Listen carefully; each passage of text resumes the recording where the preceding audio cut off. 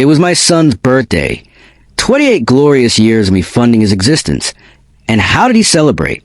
By announcing to a crowd of beer-soaked freeloaders that the best gift I could possibly give him was to vanish from his life forever. Charming, isn't it? Hallmark doesn't make a card for that one. So there I was, standing at the back door, clutching a homemade cake like some tragic bake-off reject. Candles ready to go, gift tucked under my arm, my father's vintage watch, 3 generations of family history, basically the crown jewels of sentimentality. And what does my darling boy say? Wish Dad would just disappear. Oh, splendid. Nothing says happy birthday. Quite like patricide light, served with premium beer. Through the glass, I watched Brandon, my pride and joy, the reason I got gray hair and an overdraft, knock back a bottle while his mates, Mike and Jason, cackle like hyenas.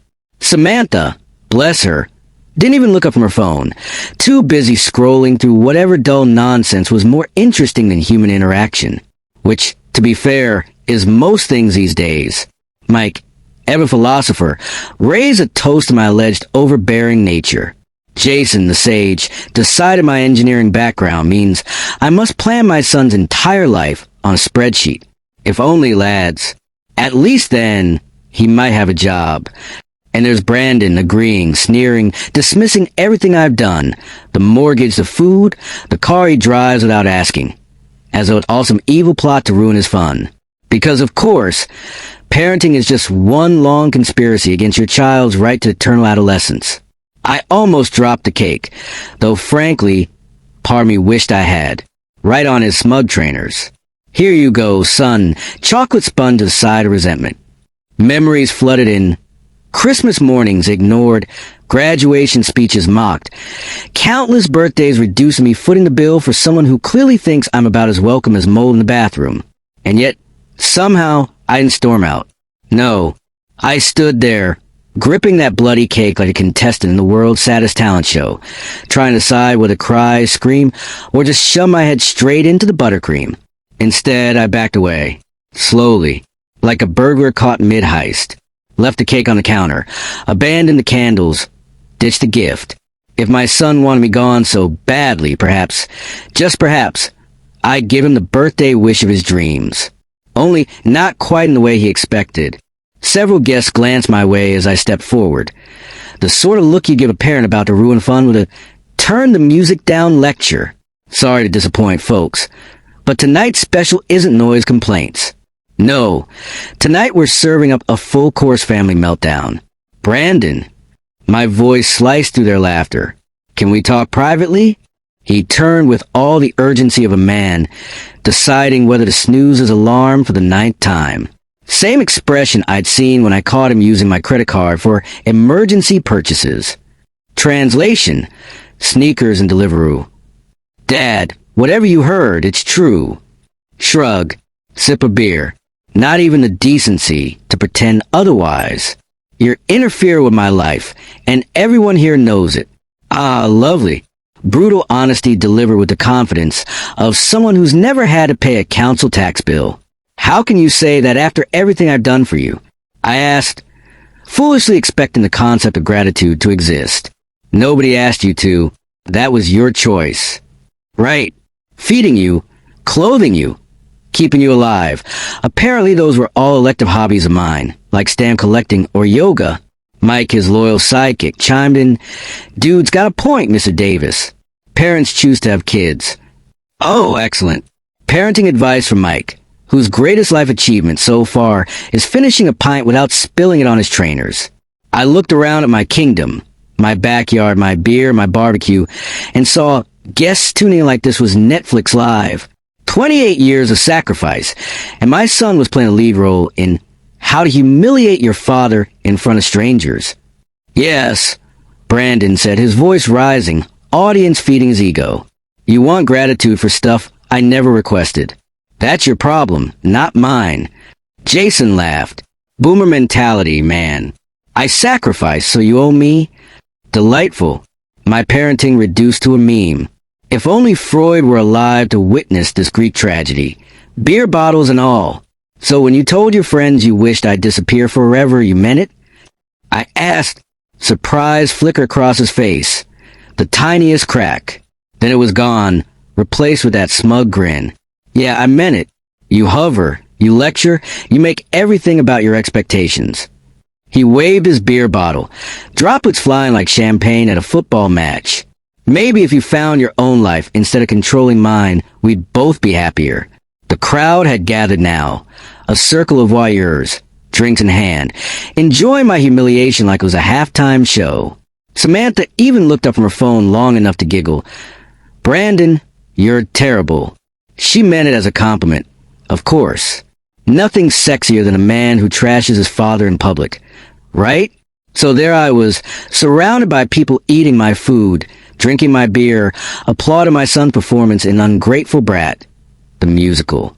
28 years of midnight feeds, endless bills, driving lessons, and a car loan I'll be paying off until the afterlife. All reduced to a punchline.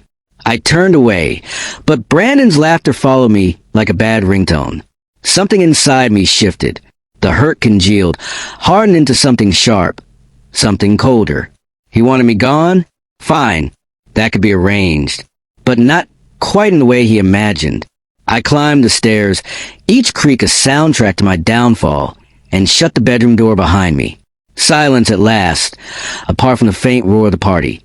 Still going strong on my dime. The mirror didn't offer much comfort. It showed me a man I barely recognized, hollow-eyed, hunched, apparently auditioning for the role of human doormat. When had I become this? The kind of father who funds his own humiliation, who provides for a son that wishes him dead. My mind flashed back to last spring's car debacle. Brandon had dragged me to 3 dealerships, demanding I co-sign for a car he couldn't afford. When I suggested something sensible, he'd turned to the salesman with an exaggerated sigh. Sorry about my dad. He doesn't get that image matters in my field. Translation, my father's a peasant. I still signed. 15 grand later, he was cruising around in a used Honda he called mediocre. Mediocre.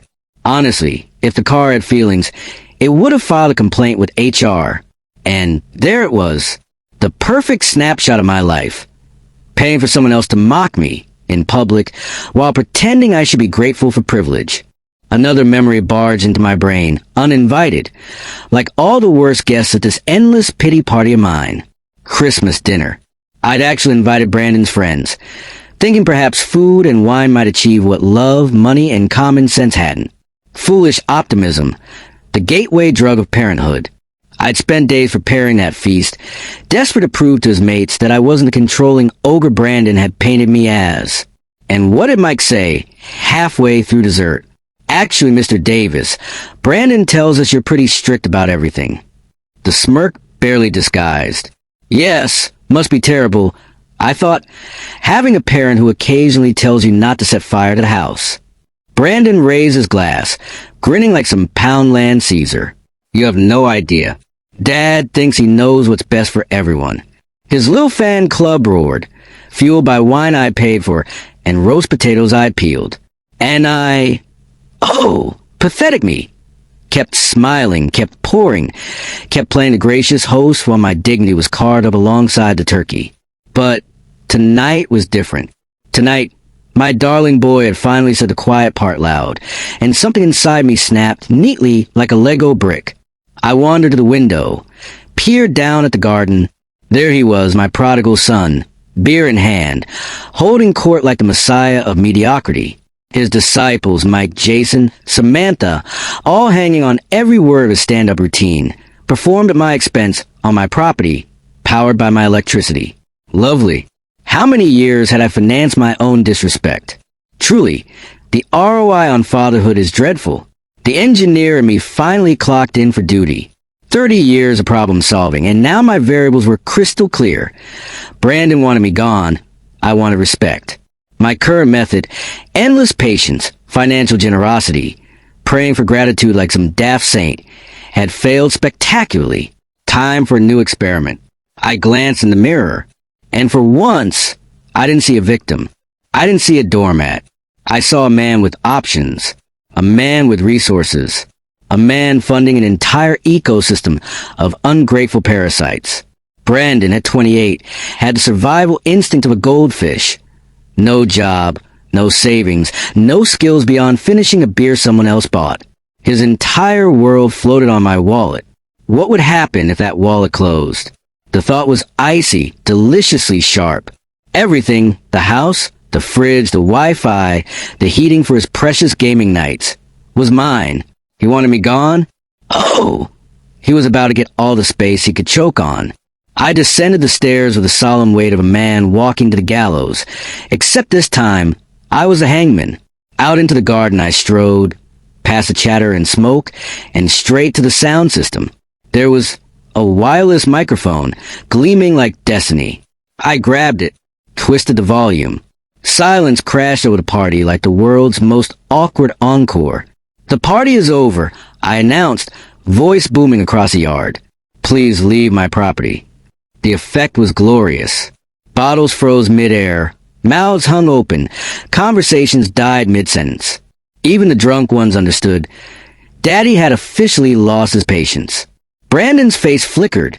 Shock, embarrassment, then, inevitably, his trademark arrogance. "Nobody's going anywhere," he declared, addressing his audience like a second-rate politician. "This is my party." Mike scurried to his side. "Robert, don't ruin the kid's birthday." "Kid," I thought. "He's 28, Mike. He's one missed rent payment away from living in a tent." "This is my property," I said calmly to Mike, as though presenting quarterly profits to a boardroom. "Legally, I decide who stays and who leaves." Jason chuckled. "Come on, Mr. Davis. Don't be dramatic. We're not hurting anything." "Yes, Jason. Just quietly dismantling my dignity in front of 30 strangers. But please, do carry on." Brandon sneered. "Dad, put the microphone down. Stop embarrassing yourself. These are my friends. This is my party. You're acting like a crazy person." And that's when it hit me. The cruel irony. After 3 decades of feeding, clothing, educating, and housing him, I was the intruder in my own house, funded by my own bank account. I leaned into mic time to make sure every last guest understood. The landlord had officially checked in. "I own this house," I announced, microphone in hand, like some bitter landlord hosting an open-air eviction seminar. "I pay the mortgage, the utilities, the insurance, the taxes. This isn't your property, Brandon. It's mine." Cue my son, dismissive hand wave, smug little smirk. "So what? You've been supporting me for years. That's what parents do." Oh, marvelous. Apparently, fatherhood is less about love and more about being a lifelong ATM with Wi-Fi. "You can't just kick people out because you're having some kind of breakdown," he sneered. Samantha giggled from her patio throne, because nothing says comedy gold quite like a man publicly severing ties with his only child. The rest of the crowd muttered nervously, but no one moved, because why leave free beer? "Actually, I can," I said, voice echoing beautifully through the speakers. "It's called trespassing. Look it up." For the first time, Brandon's swagger faltered. His mates, suddenly less confident, glanced around like meerkats in a thunderstorm. Mike tried a weak protest. "You wouldn't call the cops on your own son's birthday." "Watch me," I said, setting the mic down with all the finality of a judge banging a gavel. "You've got 5 minutes." That's when panic cracked through Brandon's bravado. "Dad, you can't do this. These are my friends." Oh, the irony. The same friends who'd spent all evening treating me like a clown in my own circus. I turned at the back door. "You wanted me gone from your life? This is how it works. When I go, the house goes with me." Click. Door shut. Curtain down. Through the kitchen window, I saw them murmuring, shifting uneasily. Some guests edged toward the gate. Others stayed, clinging to denial as if the party might somehow resurrect itself. 25 minutes later, salvation arrived in red and blue. Patrol cars sweeping into the drive, lights washing over the garden like a divine spotlight. The atmosphere evaporated faster than free booze as student union. Officer James Miller stepped in first, the very picture of calm authority. His partner, Officer Lindegark, followed, radiating the kind of quiet menace only women with clipboards and legal backing possess. Who called the police? Miller asked. That would be me, I said, stepping forward like the star witness at a trial. This is my property. I asked them to leave. They refused. Nods. Notes scribbled. Documents checked. At last, my boring obsession with proper paperwork had its day in the sun. 28 years of home ownership, and tonight it finally paid off. Gark raised her voice with professional clarity. Everyone present must leave this private property immediately. Continued presence constitutes trespassing. You could have heard a pin drop. Then chaos. Some guests bolted, grabbing coats and car keys with the urgency of people suddenly remembering they had work in the morning. Others lingered, eyes darting to Brandon, as though his approval meant more than police badges. This isn't fair. Samantha whined, clutching her drink like it was Exhibit A in her defense. Ma'am, Officer Gark said patiently, adult children living in their parent homes do not have the legal right to authorize guests. Translation, your boyfriend is a freeloader, and no amount of eyeliner changes property law. Brandon tried one last stand. This is ridiculous. It's my birthday. My father's just being vindictive. Miller didn't even blink. Family disputes don't change property law. Your father owns this property. His word stands. I almost applauded. Years of lectures. Ignored. One sentence from a policeman. Gospel truth. Slowly, the garden thinned. Sensible guests vanished into the night. Brandon's loyal trio, Mike, Jason, Samantha, clung to him like loyal bodyguards. Their commitment to bad decisions truly admirable. How long do they have to leave? I asked, my voice deliberately calm, as though I hadn't fantasized about this moment for years. We typically allow a reasonable amount of time, Miller replied. But after that, it becomes a more serious matter. Perfect. Serious matter. 2 words guaranteed to terrify beer-soaked 20-somethings.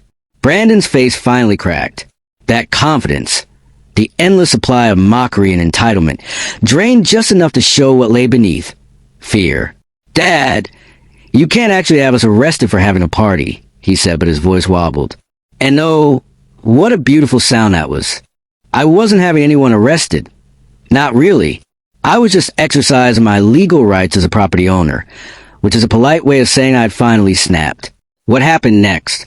Entirely up to whether people respected those rights or fancied testing out the local jail's hospitality. Officer Gark checked her watch with the weary air of someone who'd broken up far too many family soap operas on patios. 5 minutes, she announced. Leave now or it's trespassing. That cleared another layer of party parasites. Suddenly, loyalty to Brandon wasn't worth a criminal record. Can't imagine why. Within minutes, my garden soiree of 20 had whittled down to a stubborn little cult of 6. Brandon, bless him, decided this was a hill he'd die on. Crossed arms, jaw set, feet planted. I live here. This is my home, too. Oh, here we go. The sovereign citizen of the upstairs bedroom. Officer Miller, who looked about one side away from retirement, stepped closer, hand hovering over his handcuffs. Young man, you are breaking the law. Last chance. And what did my son say? I'm not going anywhere. This is ridiculous. You can't arrest someone for being at their own house. Actually, they can. And fun fact, they were about to. Officer Gark flanked him, smooth as a cat. You don't own this property. The legal owner has told you to leave. Brandon's eyes darted, from the cops, to me, to his rapidly thinning support group. Suddenly, he looked less like a leader, and more like a contestant on a game show who just realized the grand prize was handcuffs. Dad, tell them this is crazy. I live here. You live here by my permission, I replied, calm as you like. Permission I'm withdrawing. Honestly, it felt like canceling a dodgy subscription. Miller stepped forward, handcuffs gleaming. Turn around and place your hands behind your back. And there it was, the crack in the facade. Are you serious right now? You're actually going to arrest me? His voice broke, high-pitched panic seeping through the arrogance. Yes, serious, very. The moment stretched, and then, click, handcuffs locked, echoing through the empty patio like the world's most satisfying punctuation mark. Brandon Davis, "You're under arrest for criminal trespassing and failure to comply with lawful order," Miller droned, as if he'd said 1,000 times. Probably people with more sense than my son. Samantha gasped, clutching her drink like it might testify on her behalf. "This can't be happening. Robert, you can't let them arrest your son." "I'm not letting them," I said. I specifically invited them to. As they marched into patrol car, Brandon twisted, eyes full of venom. "Dad, I'll never forgive you. You've made the biggest mistake of your life." "Ah, yes, the classic move. Threaten eternal hatred while in handcuffs. Very effective."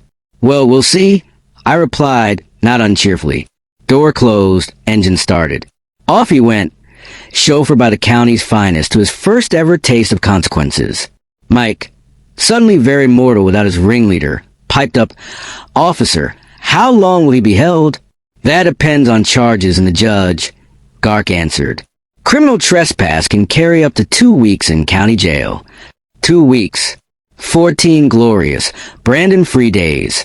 Long enough to clean, reset, and maybe even remember what silence sounds like. As the patrol car disappeared down the street, Samantha sniffled. Mike and Jason picked up bottles with all the enthusiasm of men cleaning their own gallows, and I stood tall on my patio. The party was dead. The backyard was mine again. Paper plates, empty cups, a cooling barbecue. Sure, I'd have to scrub the place tomorrow. But tonight was victory. And tomorrow would be the first morning in years where the house actually felt like mine. Coffee brewed without complaints from upstairs. Silence. Sweet, glorious silence. A quick call to the clerk confirmed it. 2 full weeks. 2 weeks to put my plan into action. 2 weeks to breathe. 2 weeks to taste freedom before Brandon returned. Hopefully marginally wiser, though I wasn't holding my breath. The following days were spent with the same methodical precision that once made me a respected engineer, except this time, instead of designing bridges, I was dismantling my son's entire fantasy life. Poetic, really. Step 1. The numbers. 5 years of financial records, rent equivalents, utilities, food, insurance, the works. By the time I finished, I had calculated that supporting Brandon's unemployment had cost me roughly $50,000 a year. 50 grand. Enough to buy a small car, fund a holiday, or, I don't know, live without the privilege of bankrolling a 28-year-old man-child who thinks work is spelt with 4 letters. DAD. Then there were the parties, gas money, emergencies, translation, hangovers, and broken Xbox controllers. Honestly, I should have sent myself an invoice. And while I was at it, I checked the housing market. Similar homes were selling between $820,000 and $880,000. Mine? Immaculate, well-maintained, modernized, easily top range. Lovely little irony, isn't it? Brandon's dream palace of eternal freeloading was actually a prime slice of Californian real estate, just waiting to be cashed in. Of course, memories surfaced while I planned, like the job fair fiasco last November. I'd chauffeured him to 3 interviews, prepped him like he was about to negotiate peace in the Middle East. And what did he do? Strolled in late, dressed like a hungover substitute teacher, and answered questions as though sarcasm was career path. When confronted, he said, and I quote, "Why would I work minimum wage when you give me everything I need?" At the time, I nodded like a fool. In hindsight, it was a moment the universe should have slapped me in the face with a frying pan. By the end of his first week in jail, I had clarity. Brandon wanted me gone. He'd announced it repeatedly, with the smug cruelty of a man who'd never seen a bill in his life. Very well. I would disappear, not as the beaten-down father he expected, but as a man who sold the ground out from under his ungrateful feet. Week 2, research. Retirement communities in Arizona, Colorado, North Carolina. Anywhere cheap, sunny, and delightfully free of Brandon. Somewhere he couldn't just roll up demanding money because he'd accidentally ordered 3 kegs on my credit card. The solution was pure engineering. Remove the failing variable from the system. In this case, the variable was my ongoing financial support of son, who openly wished me dead between gulps of lager. As his release date crept closer, my decision hardened. A real estate agent's card sat beside my morning coffee, like a loaded weapon. Michelle Johnson, glowing online reviews, specializes in quick sales. Perfect. Her office was every cliche of success. Framed certificates, smug photos of smiling homeowners, and the faint whiff of money well earned. She greeted me with professional calm. "So, Mr. Davis, what's the urgency?" I slid my meticulously organized documents across her polished desk. Family circumstances. Immediate action required. Translation. My son's about to be paroled from freeloading, and I need the locks changed before he figures it out. She dove into her market analysis, charts and comps flashing like a surgeon prepping for delicate brain surgery. 40 minutes later, she delivered the verdict. List at $850,000. With proper staging, it'll move in a week. Perfect. Exactly the deadline I needed. I'll agree to that, I said smoothly, leaning forward. And there's a significant bonus if you close in 7 days. Her eyes lit up like I just handed her a golden retriever wrapped in $100 bills. Professionals love efficiency. And bribes. The stage was set. My house, my prison, my battlefield, my monument to bad parenting was about to become someone else's mortgage. And Brandon? He was about to discover what disappearing really looks like. Spoiler. It involves estate agents and zero regrets. How significant are we talking? Michelle asked, try not to sound too interested. Oh, just a casual $5,000 above your standard commission if you get it signed by next Tuesday. Her professional mask slipped for half a second. Mr. Davis, you have my complete attention. Translation. You just became my favorite old man in Silicon Valley. She suggested we head straight to my house for an evaluation. 20 minutes later, I was driving through the same neighborhood I trudged for 3 decades, now viewing it like a tourist about to flee the country. Michelle followed in her car, her camera gear glaring at me through the rear window like paparazzi waiting to ruin someone's career. Walking through my own home while she judged it for resale was surreal.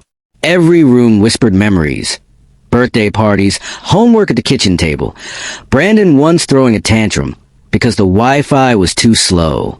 The slow decline from grateful child to adult squatter. Maintenance is exceptional, Michelle said, snapping photos of my shiny kitchen and polished floors. Thank you, I nearly replied. It's easy when you don't spend money on your son's rent. She mentioned staging. I told her to do whatever she liked. At this point, I'd have hired Cirque du Soleil to juggle in the front garden if it got the house sold faster. By the end, her verdict matched my research. Perfect condition, perfect timing, perfect chance of a bidding war. Ah, yes, a bidding war. Strangers would soon pay obscene amounts of money for the privilege of occupying the very same house my son couldn't even bother to mow the lawn for.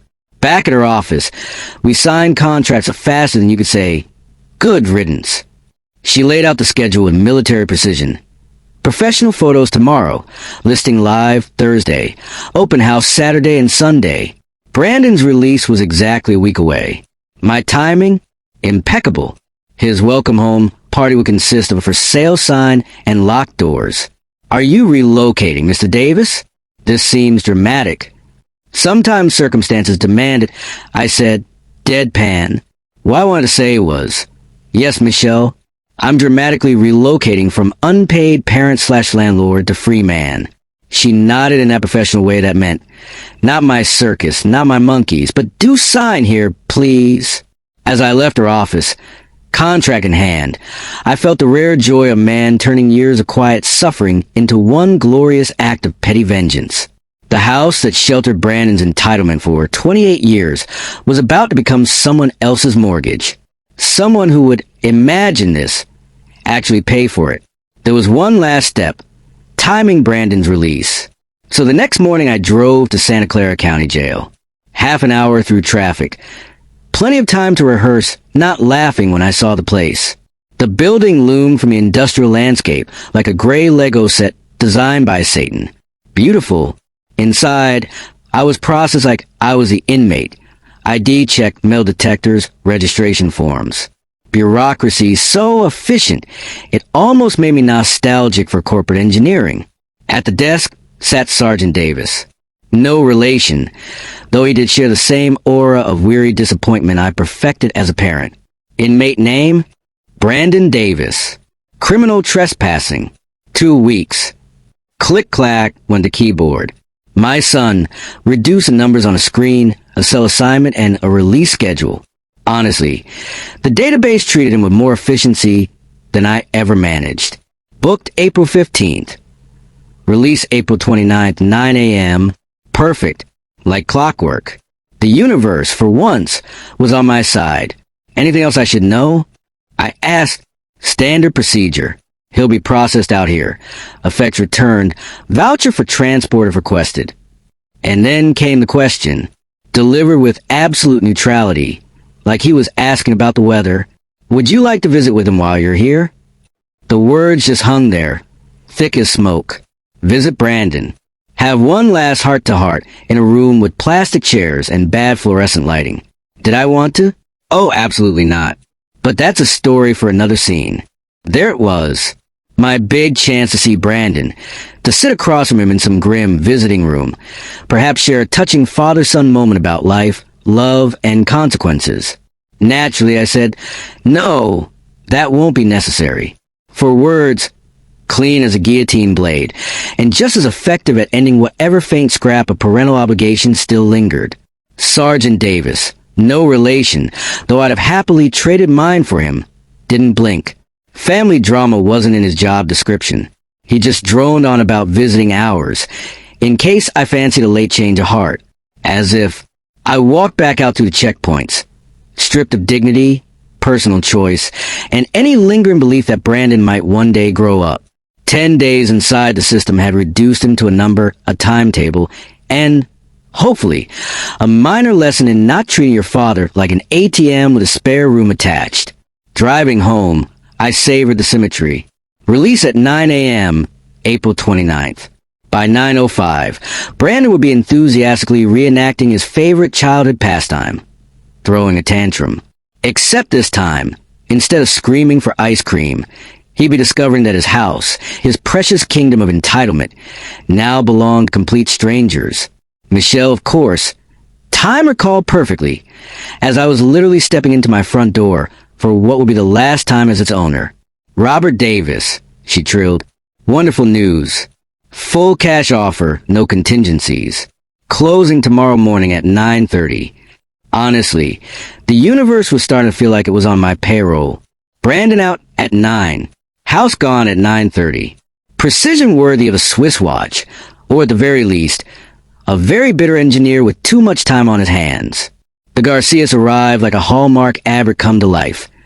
2 adorable kids racing through what used to be Brandon's stomping ground, while Carlos and Maria beamed with the joy of people who had earned their home. It was nauseatingly wholesome. I loved it. Thank you for accepting so quickly, Maria said. Life circumstances change so fast. Oh, you've no idea, Maria. I handed them the keys, the garage opener, and the piece de resistance, an envelope addressed to Brandon. Inside, 40 words sharp enough to double as a scalpel. Brandon, you said you wanted me to disappear. Consider your wish granted. The house is sold. I am traveling indefinitely. Independence achieved. Robert, short, devastating, emotionally bulletproof. No forwarding address. No contact details. No chance for him to twist the knife back. Just a mic drop on paper. After the Garcias settled in, I strolled next door to Frank Collins' house with nothing but a suitcase and the casual confidence of a man about to watch his son implode in real time. Can I stay with you for a few days, Frank? I'm between living situations. Frank, bless him, barely hesitated. Of course, old friend. What happened with the house? Oh, Frank, if only you knew. I sold it. Time for major changes.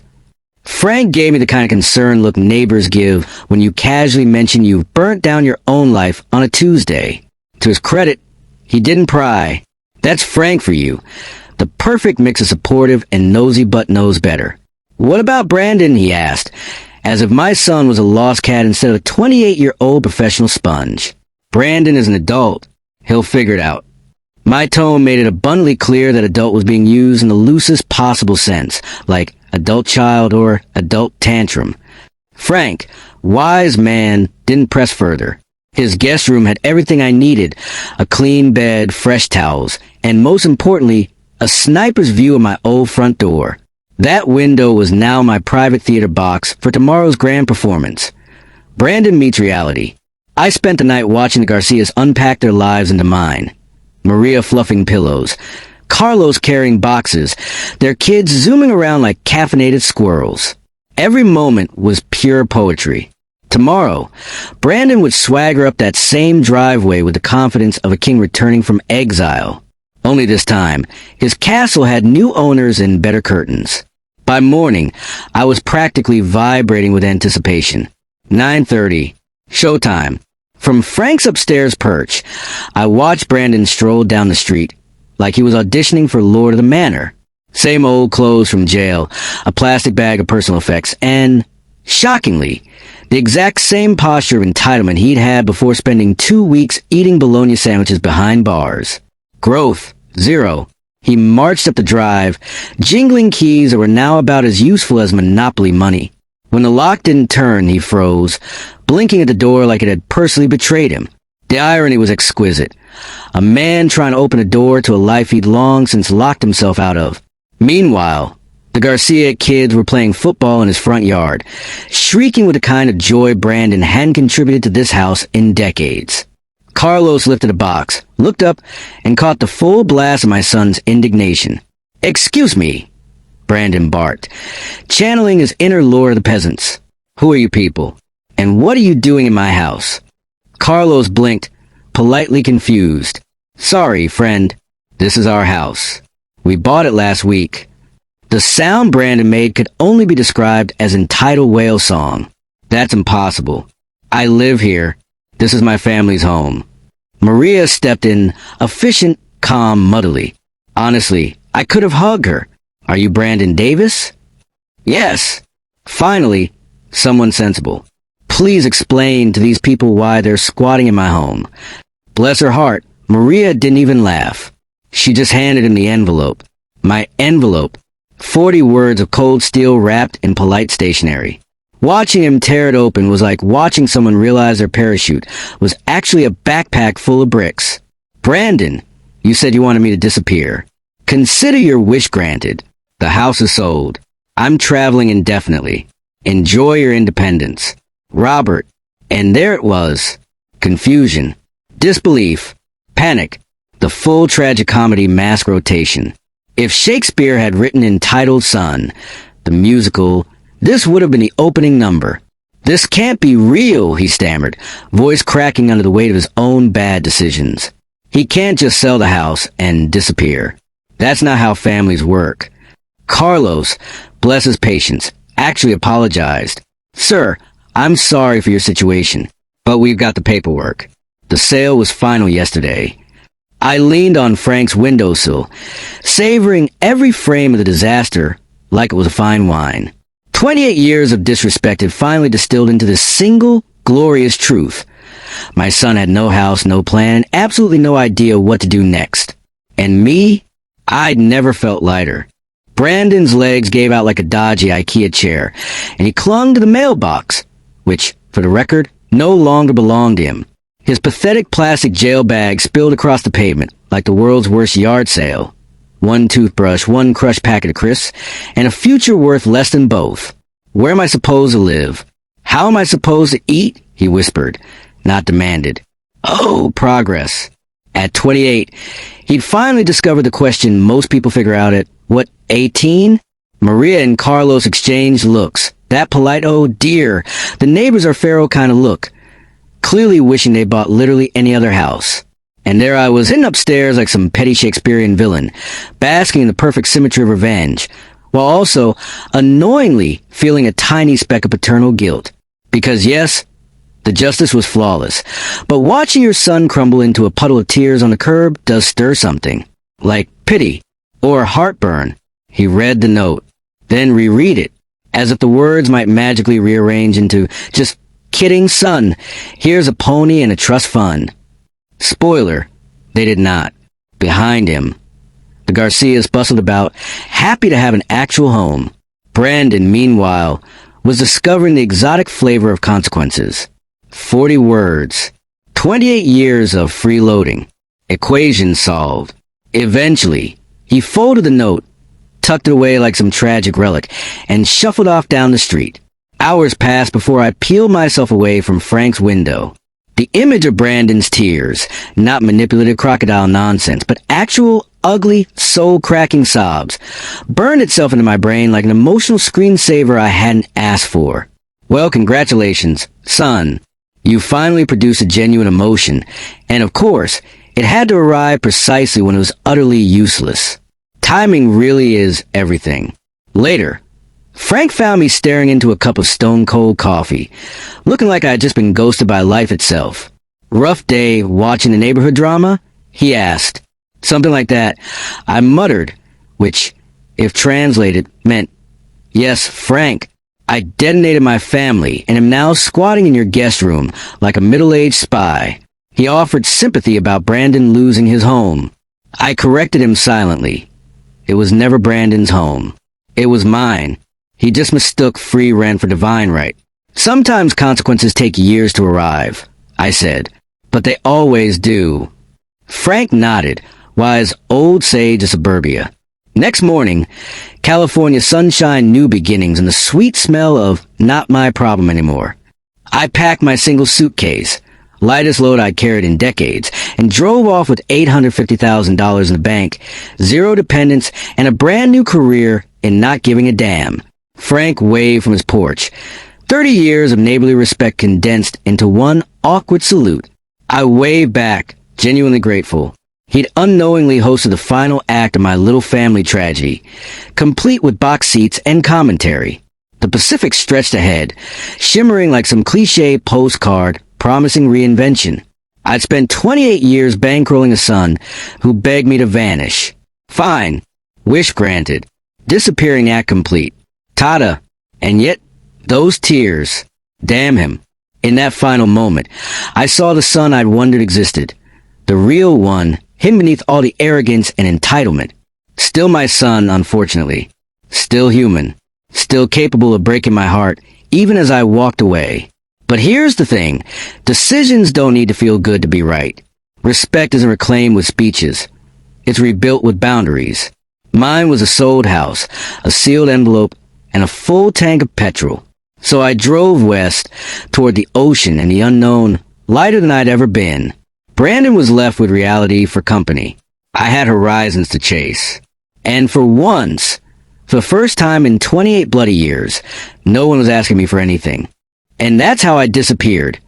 850,000 pounds richer, lighter than ever, and finally free from a 28-year unpaid parenting internship.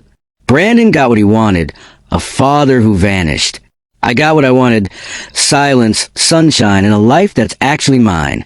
So if you enjoyed this gloriously messy tale of consequences, hit like, subscribe, and share your thoughts below. Because sometimes the best revenge is just moving on.